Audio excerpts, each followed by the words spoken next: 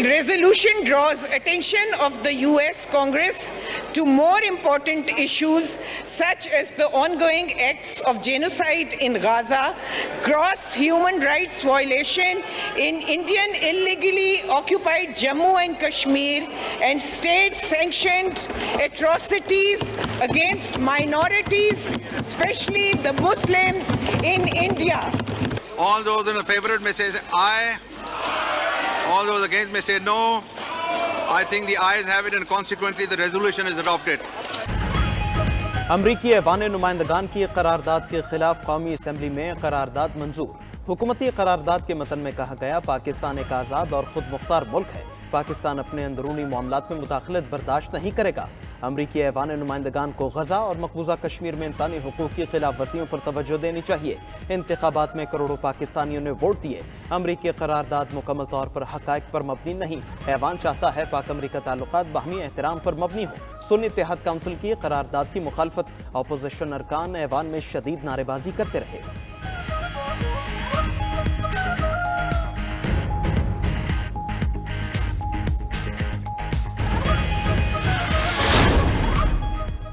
अमरीकी ऐवान नुमाइंदगान की करारदाद को अमरीकी हुकूमत की मुदाखलत नहीं कहा जा सकता। करारदाद अमरीकी हुकूमत की तरफ से पास होती तो मजम्मत करते। बैरिस्टर गौहर का हुकूमती करारदाद मंजूर होने पर रद्द अमल। कौमी असम्बली के बाहर मीडिया से गुफ्तगू में कहा, अमरीका में पास करारदाद में अमरीकी हुकूमत का किरदार शामिल नहीं। हकीकत यह है कि हुकूमत इंतखाबात के मामले पर तहकीकात नहीं करना चाहती। रिटायर्ड जजेस पर मुश्तमिल इलेक्शन ट्रिब्यूनल बनाने के कानून की मजम्मत करते हैं। जरताज गुल बोली, क्या हुकूमत ने भारत को दोस्त और अफगानिस्तान को दुश्मन करार दिया है?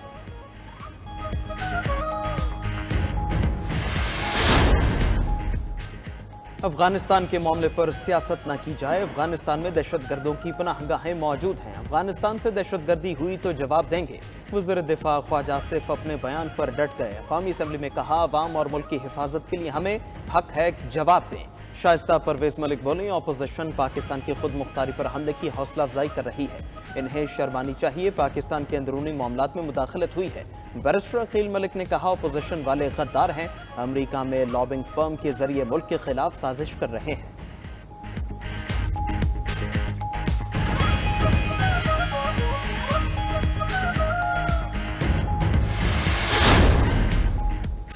ऑपोजिशन इत्तेहाद ने वज़ीर दिफा ख्वाजा आसिफ का बयान मुस्तरद कर दिया। हम मुल्क को किसी दूसरे की जंग में नहीं धकेलना चाहते। भारत पाकिस्तान में दहशतगर्दी के वाक़यात करवा रहा है। ख्वाजा आसिफ भारत पर हमला करने का क्यों नहीं कहते? ऑपोजिशन लीडर उमर अयूब का वज़ीर दिफा के बयान पर रद्द अमल। कौमी असम्बली के बाहर मीडिया से गुफ्तगू में कहा, क्या बलोचिस्तान या खैबर पख्तूनख्वा से कोई रहनुमा ऑपरेशन की हिमायत करेगा? असद कैसर बोले, अफगानिस्तान के अंदर कार्रवाई करने का बयान तशवीशनाक है। हमें अज़्म इस्तेहकाम ऑपरेशन के कदो खाल का नहीं पता, ये चाहते क्या हैं?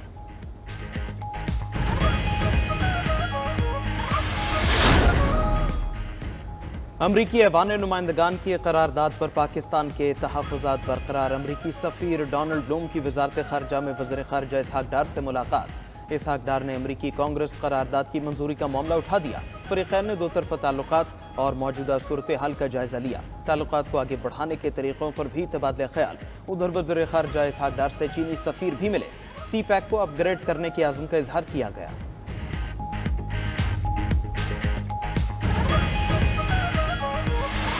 In respect of emergency relief and repatriation, demand number 5. The question is that a supplementary demand may move be granted. All those in favor of it may say aye. All those against it may say no. I think ayes have it. Consequently, demand is granted. कौमी assembly ने finance bill 2024-25 की मंजूरी दे दी। 18,877 अरब रुपए का budget कसरत राय से मंजूर। Finance bill के तहत पेट्रोलियम लेवी ज्यादा से ज्यादा 70 रुपए करने की मंजूरी दे दी गई। बजट में लेवी 80 रुपए करने की तजवीज़ दी गई थी। पेट्रोलियम लेवी में 10 रुपए फी लीटर इजाफा। पेट्रोल और डीजल पर 70 रुपए लेवी होगी। मिट्टी के तेल और लाइट डीजल पर 50 रुपए लेवी मंजूर। सोलर पैनल और इन्वर्टर पार्ट्स की दरामद पर रियायत बरकरार।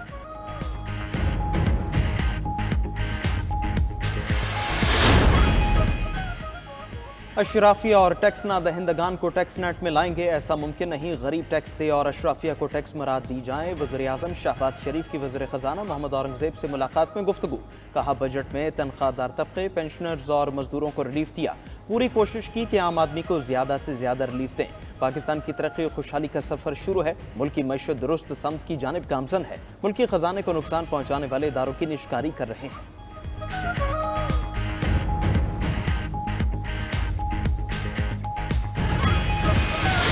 जो गाली गलौज, नाराबाजी, शोर मचाना जो ये असल से करते हैं, उसके अलावा इनके पास कुछ नहीं है। मैं इस मुअज़्ज़ज़ ऐवान को गवाह बनाकर कहना चाहती हूँ कि मैं पिछली नाअहली का रोना नहीं रोगी। मैं अपने 100 दिन की कारकर्दगी आज अवाम के पास लेकर आई हूँ। ऑपोजिशन को अपनी कारकर्दगी से शिकस्त देंगे। उन्होंने पूरे 5 साल इसी तरह रोना है। पंजाब असेंबली में ऑपोजिशन के एहतजाज पर वज़ीर आला मरीम नवाज का तबसरा। ऐवान में इजहार ख्याल करते हुए कहा, ऑपोजिशन यहाँ नारों के बजाय खैबर पख्तूनख्वा में रोटी की कीमत कम कराए। इक़्तिदार में ताकत को मुखालफिन के लिए इस्तेमाल करना बहुत आसान है। पंजाब में मुस्लिम लीग नून ने आज तक ऐसा कोई कदम नहीं उठाया। उधर वज़ीर आला पंजाब की तकरीर के दौरान एहतजाज पर opposition leader Punjab assembly Ahmad Khan Bhachar से सरकारी गाड़ी वापस ले ली गई। 11 ऑपोजिशन अरकान की रुकनीत मुअत्तली का नोटिफिकेशन भी जारी कर दिया गया।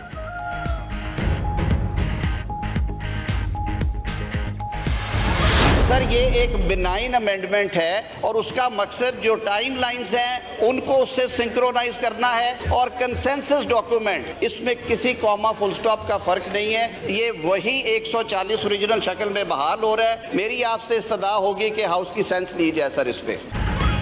कौमी असेंबली में इलेक्शन एक्ट तरमीमी बिल कसरत राय से मंजूर। बिल के तहत इलेक्शन ट्रिब्यूनल्स में रिटायर्ड जजेस को तैनात किया जा सकेगा।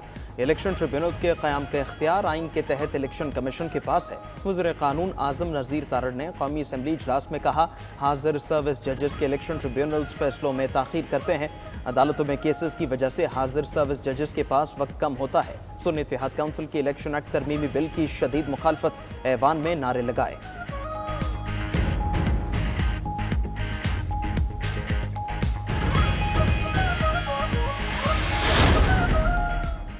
कौमी असेंबली ने अरकान के लिए खजाने के मुंह खोल दिए। अरकान कौमी असेंबली की मराआत में इजाफा। पीपल्स पार्टी के अब्दुल कादिर पटेल की पेश की गई तरमीम कसरत राय से मंजूर कर ली गई। अरकान असेंबली का सफरी अलाउंस 10 रुपये फ़ी किलोमीटर से बढ़ाकर 25 रुपये कर दिया गया। अरकान पार्लियामेंट के फ़ज़ाई टिकट इस्तेमाल न होने पर मनसूख करने के बजाय अगले साल काबिल इस्तेमाल होंगे। अरकान पार्लियामेंट की तनख्वाहों और मराआत का इख्तियार वफाकी हुकूमत से लेकर मुतल्लिका ऐवान की फाइनेंस कमेटी के सुपुर्द कर दिया गया।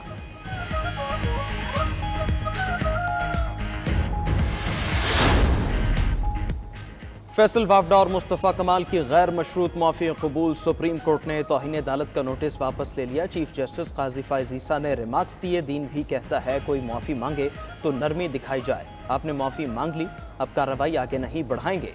एक दूसरे को नीचा दिखाने में नुकसान हो रहा है। सुप्रीम कोर्ट ने प्रेस कॉन्फ्रेंस नशर करने वाले तमाम चैनल्स को शोकॉज जारी कर दिए। अदालत ने अपने हुक्मनामे में कहा, टीवी चैनल्स का मौक़िफ़ बादी नज़र में काबिल इत्मीनान नहीं।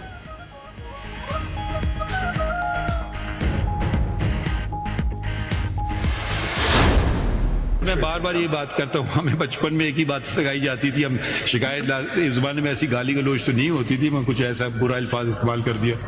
हम कहते थे, अपनी वालदा को कहते थे, उसने कहा, तुमने कहा उसको जाके कह दो, जो कहता है वही होता है। पता नहीं, हमें तो हमेशा यही कहा जाता था। तौहीन अदालत केस की समाअत के दौरान अटॉर्नी जनरल ने तर्जुमान पीटीआई रऊफ हसन के न्यूज़ कॉन्फ्रेंस की तरफ तवज्जो दिला दी।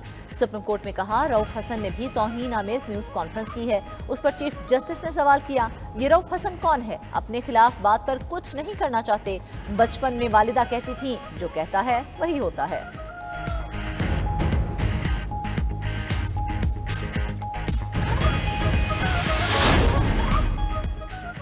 उमर अयूब का बतौर सेक्रेटरी जनरल इस्तीफा मुस्तरद। पीटीआई और सुन्नी इत्तेहाद काउंसिल की पार्लिमानी पार्टी का इजलास। उमर अयूब का इस्तीफा मंजूर न करने की करारदाद पेश कर दी गई। करारदाद में कहा गया, उमर अयूब ने मुश्किल तरीन हालात में पार्टी मामलात को चलाया। बानी पीटीआई को इस्तीफा मंजूर न करने के लिए पैगाम भेजने का फैसला कर लिया। उधर पार्टी में इख्तलाफात के बाद आरिफ अलवी सरगर्म हो गए। पार्टी क़यादत में तब्दीलियों का इम्कान। हतमी फैसला बानी पीटीआई और बैरिस्टर गौहर की मुलाकात के बाद होगा।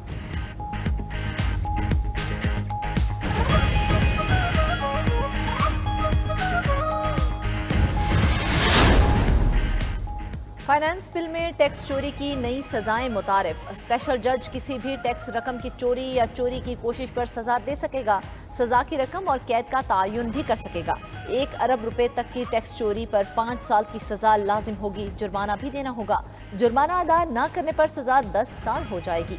1 अरब रुपए से ज्यादा की टैक्स चोरी पर 1 अरब और टैक्स देना होगा। टैक्स फ्रॉड पर या फ्रॉड में मदद पर टैक्स की रकम देना होगी। टैक्स फ्रॉड पर 5 साल तक सजा होगी। इसके अलावा जुर्माना भी देना होगा।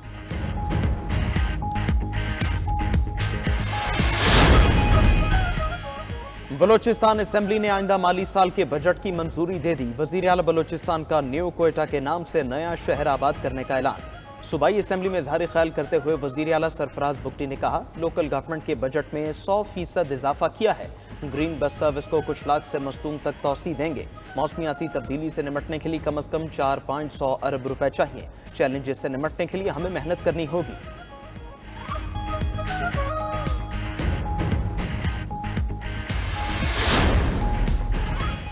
सिंध असेंबली ने 3 ट्रिलियन रुपए का बजट मंजूर कर लिया। सिंध असेंबली में 959 अरब रुपए के तरक्याती अखराजात की तजावीज़ मंजूर।